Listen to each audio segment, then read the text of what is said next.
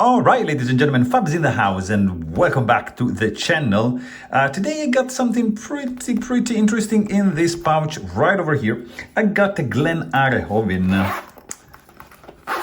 full dress. Would you look at this piece right over here, guys? Fantastic one. This is a full dress. I mean, this is pretty spectacular. So let's do a size comparison right away. I got a Quantum from Shirogorov. Right over here, I got a Stellaris, same brand, Shirogorov, and a Neon NL, just to show you like the three sizes for the Shiro. And there you have it. Fonir also Glenn Hare Hovin. As you can see, the design language is the same. Here you get a serpent from Randy Doucette, and another dressy one that I got just to show you something smaller. Right over here, I got a Fisher Launch. This is a smaller boy, but nonetheless pretty cool. Anyways, let's put these guys away and let's check out some measurements. Let's do in centimeters. So you have in this like crazy recurve 8 centimeters, 8.2, but you have 9.5 overall for the blade and 12.5 centimeters for the handle. So it is what is this, guys? This is something crazy. This is a full custom from Norway, Glenn Hare Hovin. Crazy craftsmanship. Look at the Timascus. I mean, look at these two bolsters from the pivot to the heel. This thing is fully dressed. You get some Damasteel inlaid beautifully into these scales. These are like, by the way, Mokutai scales. You can see maybe here. So, of course, you have dragon skin backspacer, which is floating, suspended with 8 washers. The backspacer, of course, is matching this dragon skin colorful blade, which is just ridiculously nice. So these are basically steel bearings welded together, grounded. I mean, this is just like a ridiculous amount of work and coloring. This steel is very intense work. You got some custom pivot right there. You have some Damasteel pivot collars matching the hidden hardware pocket clip. So this piece has a lot of hidden hardware, everything except the pivot screw, as you can see. It's here, right there. You're gonna need a custom tool. No, actually, no, probably this, I'm not gonna take this apart, guys. There's no chance, because I don't have the tools. So you see, there's like there inside, you need something to access those screws right there. And I mean, you need a custom tool. So that's why I cannot do this. Anyways, this is pretty cool. This is an art knife, guys. This is functional art. It is a beast of a knife. It's pretty heavy, actually. Let's measure it right away. I'm curious because, yeah, there's a lot of stuff going on in this one. So it is not going to be easy in the pocket. Yeah, you have 9.48 ounces for this fella in your pocket, so pretty much double every other regular knife. But anyways, you have a lot of materials going on. Look at the, I mean, fit and finish is just like spectacular on this one. Nothing to say about this. Super flush. You have everything polished and fancy materials. There's nothing. Like there's no regular materials employed in this piece. The look is unique. You have curves everywhere, like double recurve, convex, concave, let's call it like that, for the blade.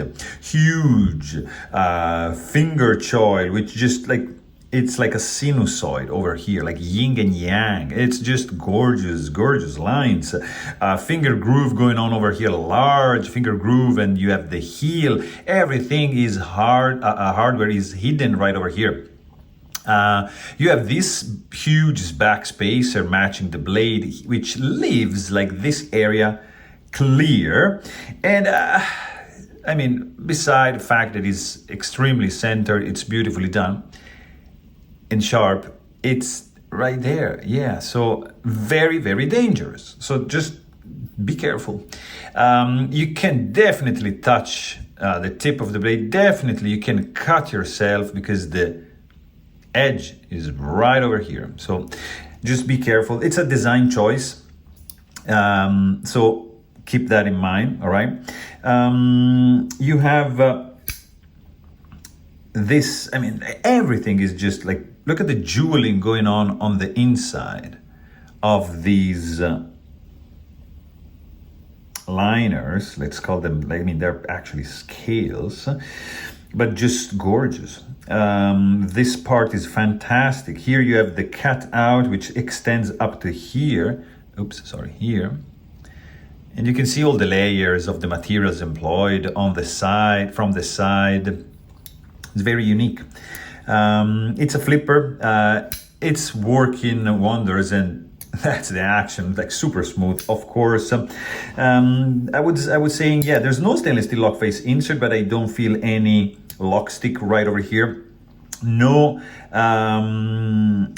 you do not have, yeah, there's no detent ball ramp. You have the detent ball, it's like flattened to achieve this super smooth closing action, of course. Very, very cool. You have a hidden hardware pocket clip. It's not gonna, kind of blends into the handle. You cannot mount it on this side. Obviously, it's gonna live on this side right there. There's no jimping. Everything is smooth on this one. The grip is very good. You can do a grip like that, or just like more recessed one like that. You can actually, it's not gonna work. I mean, it kind of works. That's not really gonna work. Anyways. The blade, I mean, guys, check this out. Look at this swedge going on over here. No jimping. Nice swedge reaching up the tip of the blade. Recurve here and recurve on the other side. Look at this. Look at this thing, guys.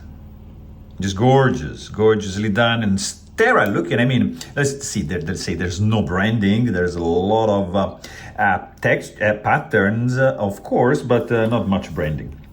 Anyways, the sound this guy makes, very subtle, almost inaudible when you close it, but almost quiet, like, but very nice when you deploy it. Super mellow, click. If you do like this, you can't even see here. Anyways, very, very subtle, quiet. It's just super dampened. We checked the weight, and it's, yeah, a little bit up there. But if we check like for hotspots, there's not much. I mean, there's a little bit over here. If you have maybe bigger fingers than me, you might get like a little hotspot right over here. But other than that, it's pretty smooth. It's also smooth the surface, so there's not much grippiness to the handle. But definitely it looks a killer knife.